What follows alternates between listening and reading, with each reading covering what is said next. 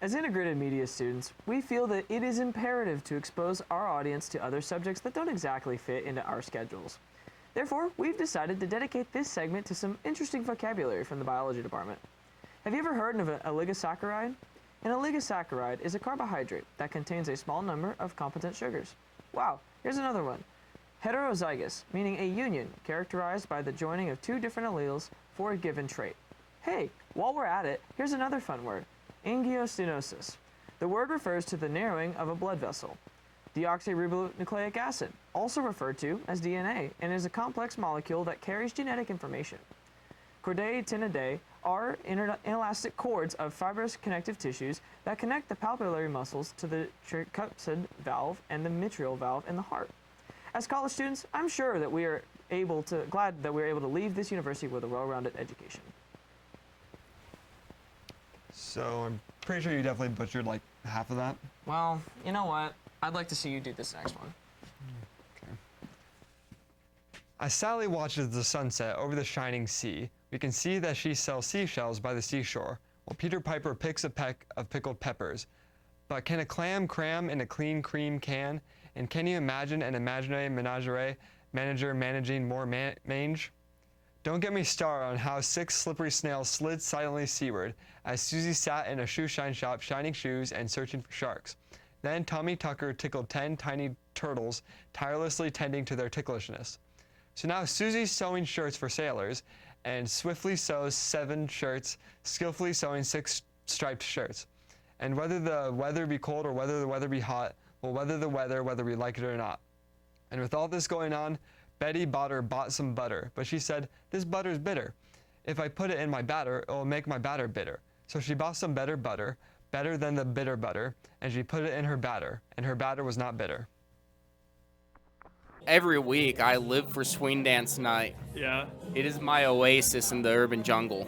Throughout history, dance has evolved and continues to change with each generation. But for this group, they keep it old school with swing and line dancing. Today, I intend to find out what makes these slick moves stand the test of time on this quite literal episode of Boots on the Ground. My first steps was to grab a swinging partner and lead them with some flashy moves. It was much easier than I expected, but things got a bit challenging. I needed pointers on how to lead. They have to be like aggressive, but not too aggressive. Like you have to know what they want you to do, you know, but they can't like rip your arms off. The most advanced move I know is a move I dropped a girl on, and so I refuse to do it from now on. After those pointers, I felt a little too confident myself. I've never dropped a girl ever. This is only your second time going. I hit the gym. You heard it there. I'm pretty good. 10 out of 10. Wow, it's the first time anyone's ever said that to me. Just when I thought the vibes were great, disaster struck. They want to boot us out of the building because we're being too loud. Who wants to go outside and do But these dancers had a different idea. We find a place to dance wherever it is, rain, snow. Dancing out in the rain was a first for me, but it helped me realize what this club was about. Everybody's happy when they do it. That's fair. It brings communities together to enjoy the simplicities of life through dance. For me, this is like one of the only types of dancing that's like easy enough for me to do. So it just gives you that sense of like excitement once you get like a good dance down. While I made some good moves, I was not perfect. But at the end of the day, everyone is there to learn and have fun. Thus, swing and line dancing is timeless, and it will certainly hold true in the future. And when that future comes, you'll be sure to see my boots on that ground. Hello, and welcome back to the Love Shack. With the semester wrapping up and holidays right around the corner, we are dying to share our best pickup lines for you to use during this cuffing season. And before we get started, I just want to say,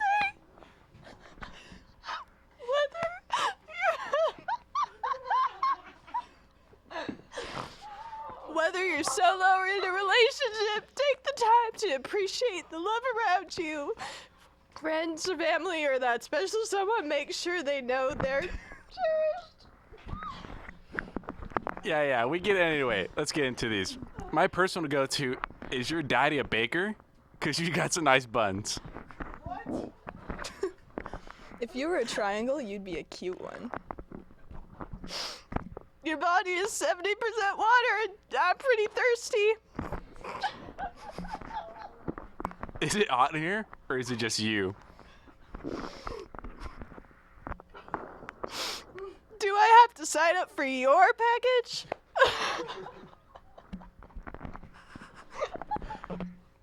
Do you have a bandage? Because I scraped my knee when I fell for you.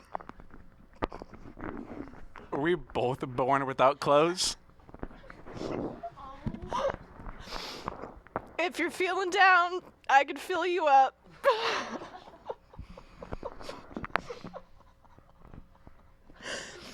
Are you from Tennessee? Because you're the only 10 I see.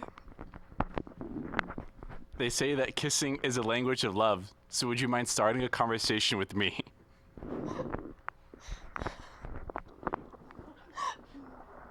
Are you a sea lion? Because I could see you lying in my bed tonight.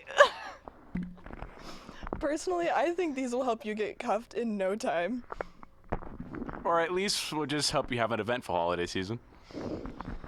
All right, that's all the time we have for today. We'll see you next time on Love Shack.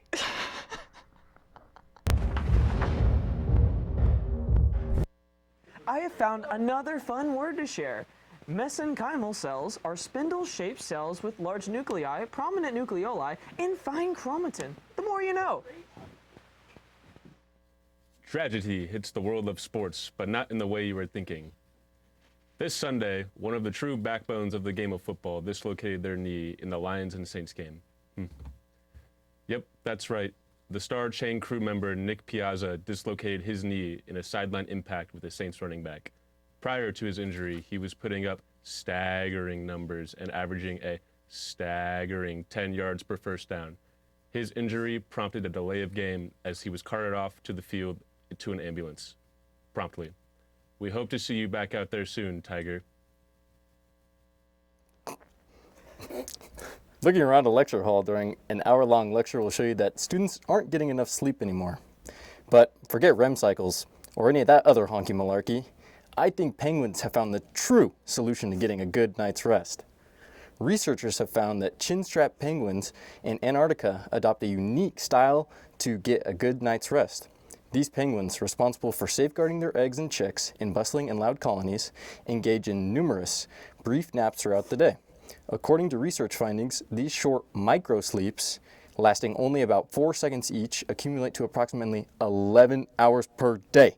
Students, next time that you're getting drowsy at work or wherever, try blinking a couple times and report back.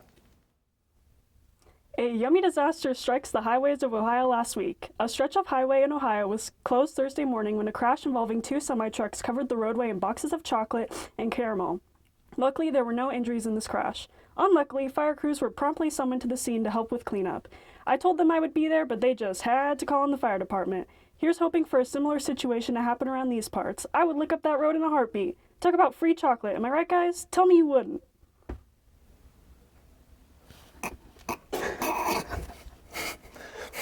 Free chocolate? Last time I got free chocolate, there was mushrooms in it. Maybe that's why I'm a puppet. Chocolate! Welcome to Bronco Lane. Bronco Lane, welcome to Bronco Lane. Hi everyone, my name is Cole. It's nice to meet you. I hope we can become good friends. Today I want to show you around my home, the Boise State campus. Our first stop is right here on Bronco Lane, the epic Albertson Stadium.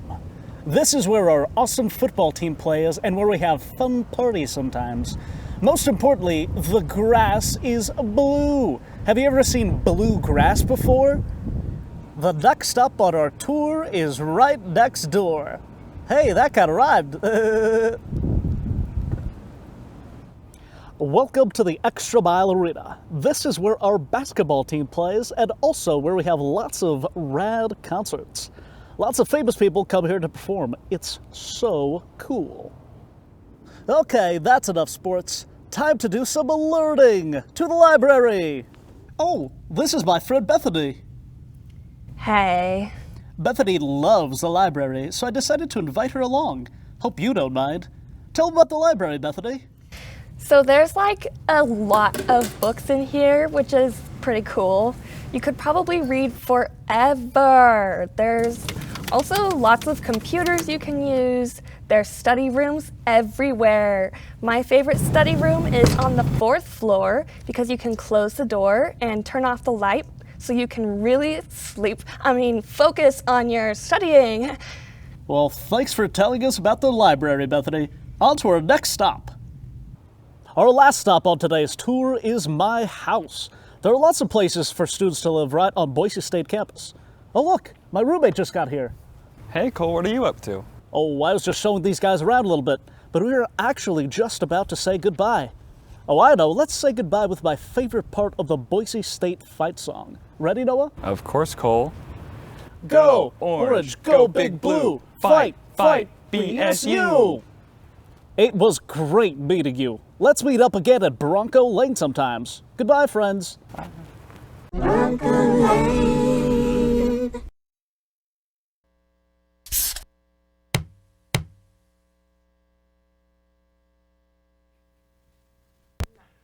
A tutor who tutored the flute tried to teach two young tutors to toot, and said the two to the tutor, "Is it harder to toot or to tutor two tutors to toot?" Welcome back to the revival of one of University Television's favorite segments, Smash or Pass. Today we're going to be showing our contestants bathing on a variety of buildings across campus and seeing if they would smash or pass. Are you guys ready? Yeah, we're ready. Yeah, I think so. All right, let's get started here. Here's a photo of the communication building. Smash or pass? It's beautiful. I would definitely smash it. There's something eccentric about it, but I'm going to have to say pass on this one. How dare you? All right. Here's the second building, Chafee Hall. Smash or pass? Hard pass. Hard pass. I don't like it. Interesting take. No, it's very... I'm gonna go with smash. I think there's some character in there somewhere. You might have to go a while, but it might be in there. You know, I would agree with you. On the final building, the Student Union building, smash or pass? Pretty solid building. I like the foundation on it. I'd probably smash that. Yeah. Pass. Overrated. Overrated. Wow. Overrated. Watch yourself. Well, that's all the time we have for today. Thank you, Bailey On, for joining me today, and to the audience, thank you for watching Dead and Unwanted. We'll see you next time.